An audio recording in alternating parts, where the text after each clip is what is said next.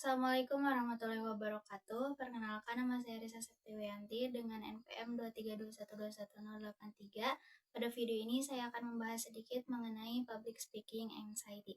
Teman-teman semua pasti sudah tidak asing dengan istilah public speaking. Ya, kemampuan berbicara di depan umum atau sering kita kenal dengan istilah public speaking adalah proses merencanakan, merancang, dan menyampaikan pesan secara lisan kepada publik atau audiens. Nah, kita sudah sama-sama mengetahui public speaking. Yang akan kita bahas kali ini yaitu mengenai public speaking anxiety. Apakah itu?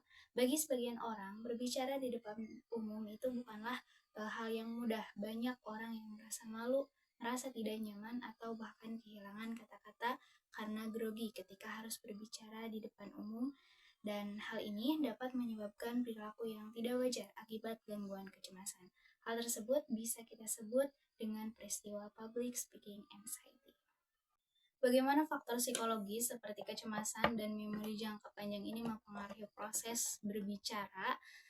Gangguan kecemasan atau anxiety ini adalah sekelompok masalah mental yang menyebabkan seseorang ini merasa sangat gugup dan khawatir secara berlebihan. Kecemasan berbicara ini merupakan suatu fobia atau gangguan kecemasan sosial menurut Amalia dan Rahmawati pada tahun 2020, yang menurut derajat ini ditandai dengan reaksi fisik fisiologi.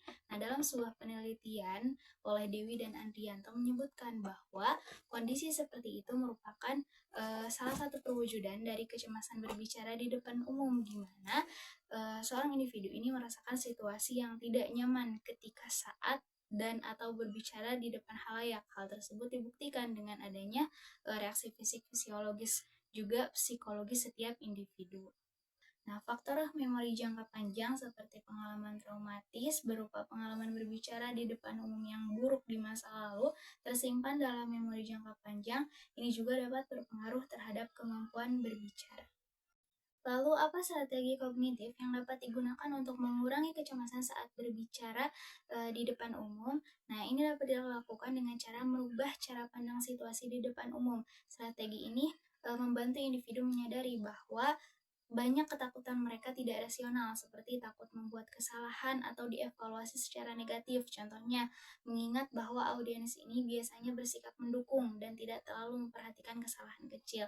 Lalu mengubah pandangan dari penampilan di panggung ini menjadi percakapan dengan audiens, sehingga lebih santai gitu dan percaya diri. Lalu selain itu juga bisa dengan berpikir positif, ini akan membantu menggantikan pikiran-pikiran negatif dengan afirmasi yang lebih realistis dan optimis. Contohnya, membayangkan diri berhasil menyampaikan pidato dengan baik, fokus pada tujuan presentasi daripada ketakutan akan kesalahan, lalu meyakinkan diri bahwa setiap orang ini pernah gitu membuat kesalahan, dan itu bukan akhir dari segalanya. Sering latihan dan lakukan penguasaan materi sehingga nantinya akan lebih percaya diri dan mengurangi kecemasan saat berbicara di depan audiens. Kemudian, bagaimana peran latihan dan pengalaman dalam meningkatkan kemampuan berbicara? Latihan yang konsisten dan teratur ini dapat membantu memperkuat keterampilan berbicara seperti penguasaan materi ataupun perbaikan teknik latihan berbicara seperti intonasi, suara, artikulasi, dan bahasa tubuh yang bisa dilakukan dengan berlatih di depan cermin. Lalu pengalaman berbicara di depan audiens tentunya memberikan manfaat seperti membangun kepercayaan diri, karena setiap kali seseorang berbicara di depan orang lain, mereka mendapatkan pengalaman yang dapat meningkatkan rasa percaya diri.